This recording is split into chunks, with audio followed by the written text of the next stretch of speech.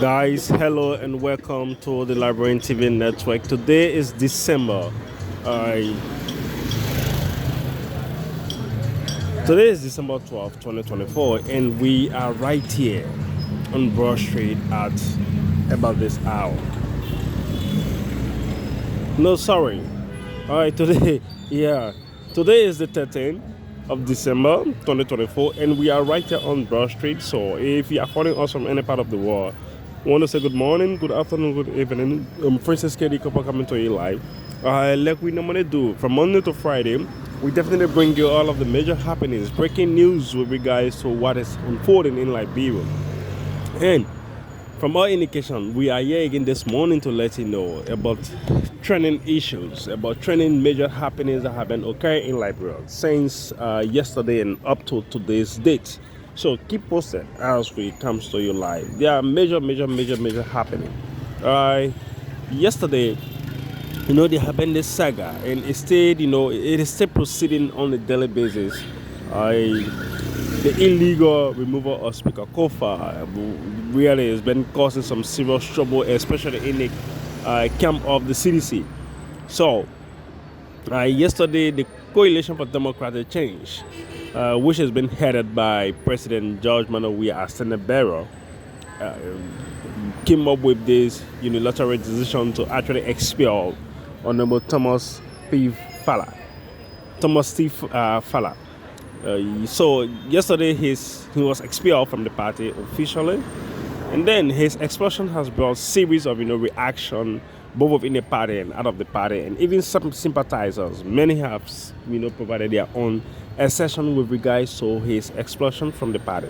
But then when he was expelled after 3 to 4 hours, he came up on Facebook as well, reacting to his explosion, saying that there were major key hands behind the removal of Speaker Hon, but many are just seeing him, being the person who masterminded and other things. But no, President George Monrovia hand is in it. He actually said that, and he said that the ex-president was the one who masterminded. Reason being is that the president, foresee the embattled speaker of becoming one of Liberia's brightest and one of Liberia's, good leader, especially for 2029.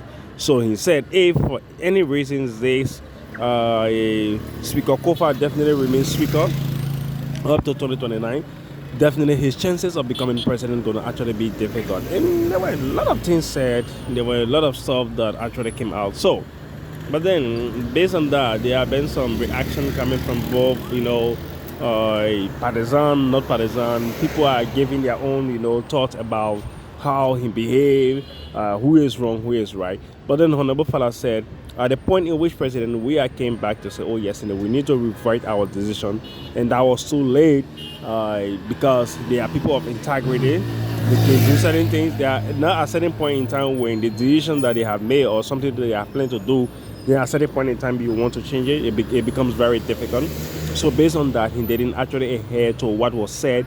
He didn't listen to what came out and so on. So he said he has accepted the expulsion, but one thing the CDC made him, and he is one of the founding members of the CDC, and the CDC have been there for him all time and up to date, and he is still open up just in case anybody from any party needs him and other things. But many are actually regretting why Thomas Fallah should be expelled and so on. People are saying that Thomas Fallah should try to just stop settle down things. But then one of those things is, from the from day one, Thomas Fallah have been having President Weah as his profile picture. Just a few minutes ago, he has changed it to his own personal photo. So we don't know if things are falling apart. The Senate can no longer hold. So this is what happening now. So the things are falling apart. Senate can no longer hold. Ma anarchy is upon the loose, upon the wall. So we await what happens. Which kind of anarchy going to fall over the CDC? Or over the decision that have been made by the CDC hierarchy. And also we've been told the Senate to suspend more lawmakers. Previously they suspended 3. And we also been told that 4 lawmakers will be suspended today. So we hope and saying as to which one of the lawmakers going to actually be suspended. But then the Speaker Kofa said he still remains Speaker. He still moving with the siren. He still has executive protection security within and other, state actor security as well. But we will try to make our way to the Capitol building today to ascertain some of the fact as to what is actually unfolding at the ground of the Capitol building. This one says Chief Justice C.A. Yen Yon is expected to forward Justice Minister and Dean of the Supreme Court Bar to the Grievance and Ethics Committee of the Supreme Court for alleged unethical conduct. This follows a complaint filed from the Monrovia County District 9 Representative Honorable Frank Safoko, accusing Minister Oxford Tue of misinterpreting the Supreme Court opinion in the lower house saga. So yesterday he wrote the Chief Justice, and this is the decision that the Chief Justice decided to take. But we've been told that between now to Friday, especially Friday, details information regarding to the outcome will be, given. And we've also been told that the Supreme Court probably might likely interpret the legal term that was used.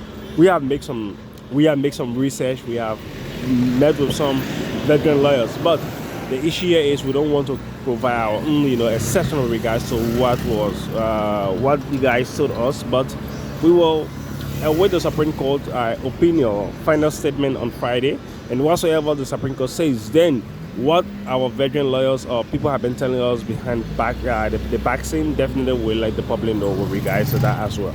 And this one say President Boakai Lee signing of code of conduct and performance target to ensure accountability and transparency.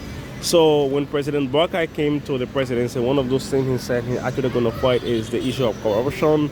He said a lot of things. So, and the issue about this code of conduct, it is something that has been into being for a very long period of time since the inception of President Ellen, I think around 2012, 2013, but it wasn't effective. It wasn't placed into practice. But then President Boakai has come to actually make this effective and place it into practice. So yesterday, if not all, but 99.5% of the cabinet actually signed to the code of conduct. So this is really laudable, and they have also signed a performance bond, and which is really welcoming. So let's wait and see what the president is going to do if any of his government officials, if anyone actually falls in a negative form with regards to the law, if there will be any penalty. But many are saying that yes, indeed, they respect the Boakai's administration, they believe in him. He's a man who can do things with the father he has come. Just within less than a year, many individuals have been suspended, many have been dismissed, and many willingly actually, relinquish their posts because of some, corruption stigma or other negative stigma. So people are actually saying that yes, indeed, it's not business as usual. But while others are also saying it is just like business as usual. And this one say PUL vows legal action against assailant to journalists Sylvester Cholope and Yanti Tuba. So this issue happened during when the whole protest, when the saga between the representative and the police. And some journalists were also assaulted, including myself. I was even assaulted, but we try to manage our emotion. We try to manage ourselves very, professionally and other stuff, because the Liberian National Police are saying no lie. Yeah, there are some good folks. There are some good human in the police, but many of them are really unprofessional. They don't know their ethics. They've been the police and then trying to have that kind of uncontrollable emotion. It is really bad, and trying to plays a partisan, segment is really bad. Yanti Cholope was actually, abused by Honorable Dixon Sibo's staff, and it is really bad. In an interview, I think there was some statement, even the representative, gave back to Cholope, but that's a decision. He was the one responding to it. No one can question absolutely, and this is Liberia. We pray and hope that the security apparatus, especially the Liberian National Police, can actually place themselves in a compound wherein they can actually present themselves decency, and people can see them to be that kind of unified and professional police officer in our country. But I still have some recording for some police officers who were even insulting, and we had their photos here. Very soon we'll start to actually publish them on Facebook. Yeah, it is really, really bad. And this one says, Finance Minister Gafon talks with his Moroccan counterparts. Eyes opportunity for training in public finance management and others. And lastly, this one said the Liberian Senate. So you have Honorable Humanity T.H. Batikawa, and Senator, he's the Senator for Grand Crew and Chairperson for the Grand Crew Legislative Caucus. And you have Honorable Abache, who actually descended on the Senate decision to make business with the majority house, saying that their action is really bad. They should have done a lot of investigation, a lot of things supposed to be done properly before doing business. But you can't just come and say, oh yes, indeed, we are going to do business with the majority bloc. And many are questioned, A.B. Darius Dillon, Senator Amra Collins, Senator Snow, and many well senators in the House. But we await the final outcome because they have come to a conclusion to actually accept as to whom to actually make the decision with. Again, guys, I want to say thank you for following this platform. We are gradually moving to Christmas. I'm Princess KD Kepa coming to you live. You can like, share, and comment on our Facebook and YouTube channel. Thank you for following this platform.